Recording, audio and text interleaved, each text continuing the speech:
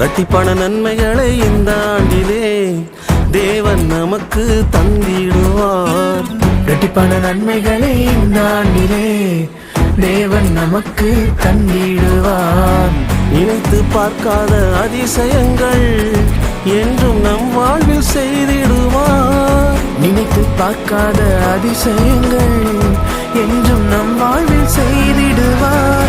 வருஷத்தை நன்மையால் முடிசூட்டுவார். பாதை நெய்யாய் பொழியச் செய்வார். வருஷத்தை நன்மையால் முடிசூட்டுவார். பாதை நெய்யால் பொழியச் செய்வார்.